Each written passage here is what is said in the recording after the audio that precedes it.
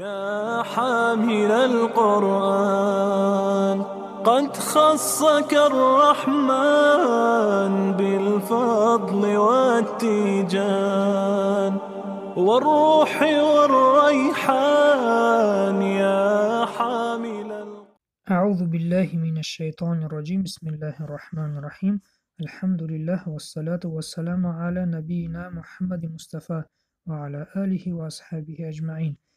يا حامل القرآن. درس امروزه ما حرفهای قلقله می باشند. سوال: حرفهای قلقله چند تا است؟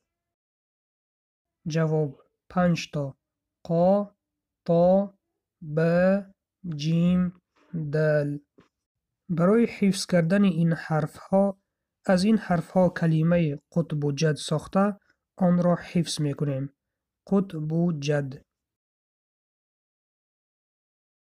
يا حامل القرآن. سوال: در کدام حالت این حرفها قلقله خوانده می شوند؟ جواب: در حالتی که این حرفها با ساکن لازمه یا ساکن عارضه آیند. اگر این حرفها با حرکت‌های زیر، زبر و پیش آیند قلقله کرده نمی شوند. يا حامل القرآن. سوال: قلقله چیست؟ جواب: اگر حرفهای قا، تا، ب، جیم، دال با ساکن لازمه یا عارضه آیند این حرفها را کمتر به علامت پیش مائل کرده خوانده می شوند. مثال: اقترب، اقترب، احد، احد. برادران، چنانه که به شما معلوم گشت ما یگان حرکت به این حرفها داخل نکردیم، یعنی حرکتی زیر و زبر و پیش داخل نکردیم، یعنی احدو، اقتربو نگفتیم، فقط زبان را از مخرج بعد از تلفظ حرف تیز گرفتیم. در حالتی که ما زبان را از مخرج حرف تیز میگیریم این صدا پیدا می شود که این قلقله می باشد. احد، احد. اگر در وقت خواندن این حرف ها شما یگان حرکت داخل کردید و مثل احدو، احده یا احدی این خطا می باشد.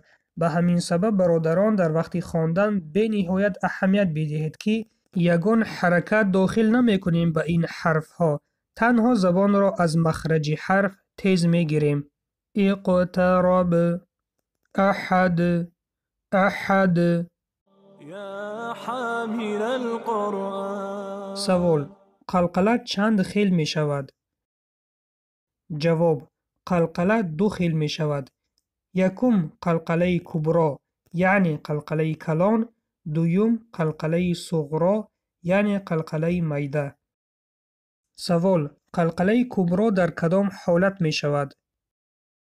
جواب: در حالتی که حرف قلقله در آخر کلمه آید و ما بعد از آن بایستیم، در این حالت قلقله کبرا می شود.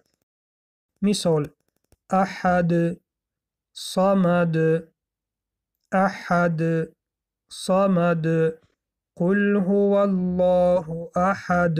ببینید برادران، بعد از کلمه احد ما می ایستیم، این قلقله کبرا می باشد.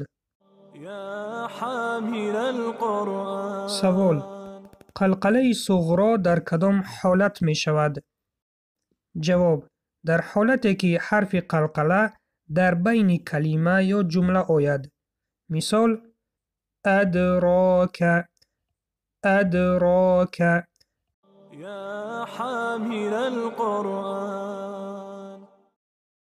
فرق بین قلقله کبرا و صغرا در آن است که در قلقله کبرا ما کمی صدا را بلندتر می خوانیم، احد، و در قلقله صغرا به سبب آنی که حرف در بین کلمه است صدا کمتر داده می شود. مثال: ادراک. يا حامل القرآن. 3 خطاگیری که در این قاعده دیده می شود. یکم: داخل کردن زیر، زبر و پیش.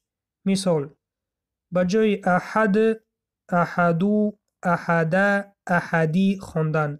دوم، داخل کردن حمزه با سکون به یکی از حرف های قلقله. مثال به جای احد، احد، احد، احد خواندن. سیوم، بسیار داشتن حرف قلقله.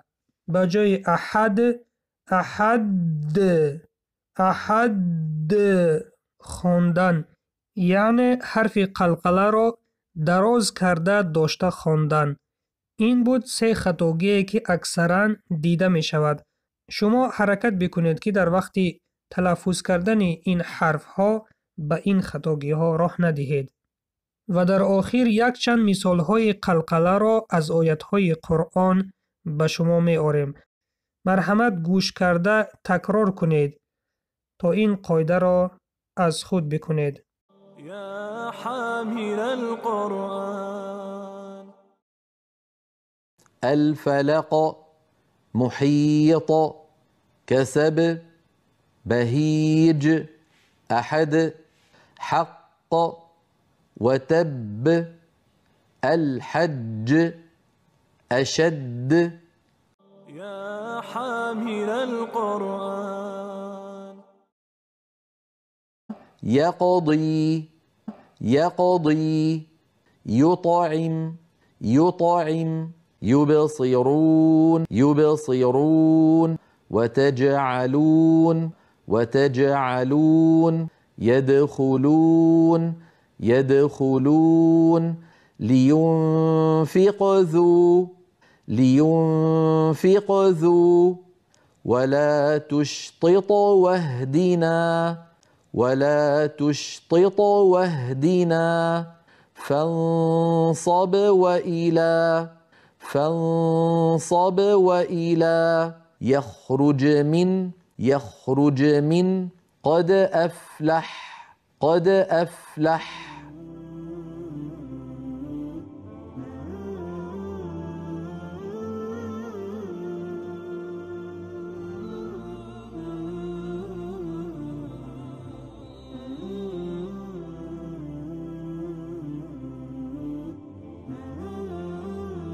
این بود پایان درس امروزه.